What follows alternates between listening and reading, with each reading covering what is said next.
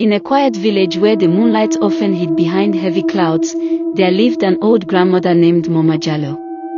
She was bent with age, her skin wrinkled like dry baobab bark, and her eyes were clouded with a strange grey haze. Children feared her compound, for no laughter or voices were ever heard there, only the sizzling sound of oil, late at night, as she fried akra long after everyone else in the village had gone to sleep. On nights when the wind howled, villagers swore they could smell the akra drifting through the air, rich and inviting. But those who followed the scent never returned the same. Some children would wake the next morning with strange marks on their bodies, while others disappeared entirely, leaving behind only a trail of beans scattered on the ground. One evening, Mama Jallo sat outside her hut, her iron pot glowing red with fire. She whispered words no one understood as she dropped balls of akra into the oil. The crackling sound was not ordinary, it hissed like snakes, and the steam rose in shapes that looked like grasping hands. She would call out softly, almost like a lullaby. "Come, little one, taste my akra. Just one bite, and you will never be the same." A curious boy, Adu, who had been warned never to go near her, felt the irresistible pull of the aroma. His stomach growled as the smell wrapped around him like a rope. He followed the scent, trembling, until he saw Mama Jallo smiling with her too wide mouth, holding out a piece of akra that glowed faintly in the firelight. When Adu bit into it, his eyes rolled back, and he felt something heavy pressing into his chest. Mama Jallo's cracked voice whispered in his ear, binding him with words older than the village itself. That night, Adu no longer belonged to himself, he was initiated into her dark circle.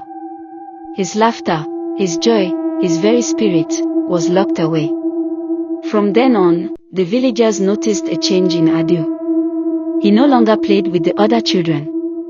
His voice became deep and strange, and when he looked at them, it was as though Mama Jallo's grey eyes were staring through him. Some whispered that she had planted her spirit inside him through the akra. To this day, elders warn children never to accept food late at night, especially akra from strange hands. For Mama Jallo still roams in whispers and shadows, waiting for the next child whose hunger will betray them. Long ago, in a small African village hidden between thick forests and whispering rivers, there lived a landlady named Mama Koro. To strangers, she was a kind old woman with wide hips and a smile that stretched too far across her wrinkled face. She owned the biggest compound in the village, with many mud huts she rented to poor families. But the villagers whispered behind closed doors, "Do not leave your child alone in Mama Koro's compound." For every year, a baby would disappear.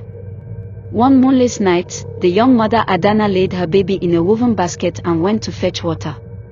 She returned to find the basket empty, only a faint trail of blood drops leading toward Mama Koro's hut. When she knocked, Mama Koro answered slowly. Her mouth glistened red as though she had been drinking palm wine, but the smell was not wine, it was iron. Her voice shook the air. "Why do you knock so late, child?" Adana trembled but said nothing. From inside the hut came a muffled cry, like a baby being smothered. She fled before her knees could collapse. An elder revealed the secret at the council fire. Mama Koro is no ordinary woman. She is an Ogbanj, a spirit trapped in flesh. She feasts on the flesh of infants to keep herself young. Have you not noticed? She never grows older, yet our children vanish. The villagers decided to confront her, but fear kept them away. Who dares to fight a spirit who walks like a woman? One brave hunter named Obi swore to end the curse. He hid in the shadows near Mama Koro's hut. At midnight, she crept from her room, her body twisting unnaturally, her legs bending backward like a hyena's. She slithered to the newest mother's hut, her tongue long and black, dripping with saliva. She lifted the baby gently, humming a lullaby in a voice that was both sweet and terrifying. Just as she opened her jaw wider than any human mouth could, so wide that her head split at the ears, Obi leapt forward with his spear. The villagers awoke to her unholy scream. It wasn't the scream of a woman, but the wail of 1,000 infants crying in pain. Mama Koro's body burned like dry wood, her ashes scattering into the night wind.